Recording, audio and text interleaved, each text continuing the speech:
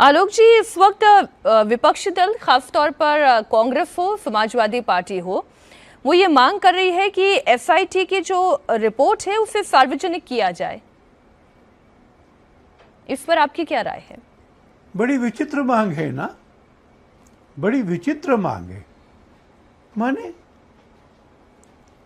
अगर इन्वेस्टिगेशंस को हर स्टेप पर सार्वजनिक करेंगे तो ये तो अपराधियों की मदद करने वाली बात है। इन्वेस्टिगेशन प्रोसेस पूरा होगा तब सार्वजनिक करेंगे। अभी जांच चल रही है और वो जो इंटरिम रिपोर्ट है वो सामने आ गई तो वो किसकी मदद करेगी? वो लोगों को अपने अपराधों के बारे में अब तक क्या मालूम है ये समझ के आने के बाद में मैनिपुलेट करने और बदलने के लिए करेगी ना। विचित्र मांग है। एक बार किसी ने मांग उठाई कि इन्हीं में से किसी ने कि सर्वदलीय जांच करो, माने एक कमेटी बन जाए जिसमें केजरीवाल जी हो, राहुल जी हो और अखिलेश जी हो, वो जांच करें। आखिर क्रिमिनल इन्वेस्टिगेशन सिस्टम कैसा होता है इसकी थोड़ी तो समझ रख करके मांग करना चाहिए। इन्हीं नेताओं के द्वारा ये भी कहा जा रहा है, क्योंकि आपने अरविंद केजरीवाल का नाम ले लिया, उन्होंने एक और आरोप लगाया है। उन्होंने कहा कि वीएचपी और संघ और सरकार तीनों के बड़े शीर्ष पदों पर बैठे हुए नेताओं को ये पता था कि गलती हो रही है, लेकिन इसके बावजूद उन्होंने कोई कदम नहीं उठाया। मैं समझता हूं कि ये गंभीर आरोप है। मैं समझता हूं कि जो जांच कर रही है पुलिस, उसने इनको समन करके बुलाना चाहिए, इनका बयान रिकॉर्ड करना चाहिए, किस आधार पे कहा है वो आधार समझना चाहिए। और अगर ये निराधार है, झूठ है, गैर जिम्मेवारी से दिया गया है, तो ये सनसनी फैलाने वाला, ये अशांति और असंतोष बढ़ाने वाला, ये हिंदू भावनाओं को भड़काने वाला बयान, ये र्यूमर मॉन्गरिंग भारतीय न्याय संहिता के सेक्शन 353 में एक दंडनीय अपराध है।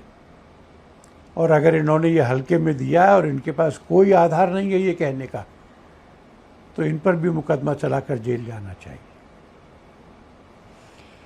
आलोक जी, आप ये तो मानेंगे कि ये जो कुछ भी सामने आया है, जो कुछ भी तथ्य उजागर हुए हैं, उससे आम लोगों को बहुत ठेस पहुंची है, राम भक्तों को भी बहुत ठेस पहुंची है और आपको खुद भी निजी तौर पर बहुत ठेस पहुंची है।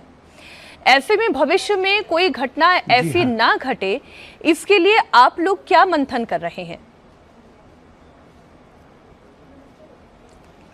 हम लोग मंथन नहीं कर रहे, ट्रस्टी मंथन कर रहे हैं।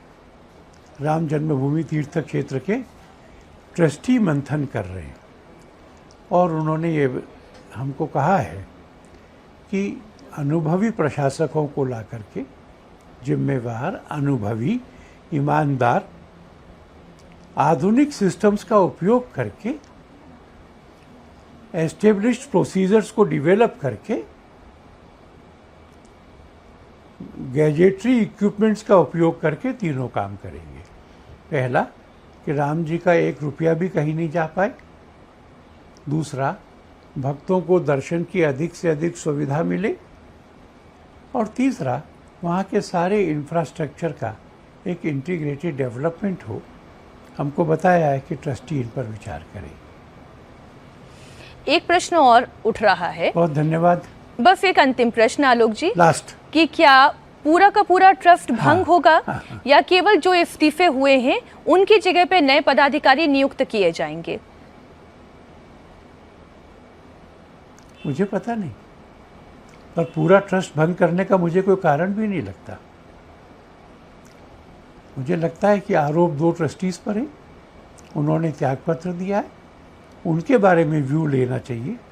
सारे ट्रस्टीज के एक विज्ञापन था कि सारे घर के बदल डालूंगा। सारे अफसर ऐसे नहीं होते हैं, बाकी ट्रस्टीज को हटाने का मुझे तो कोई कारण नहीं लगता।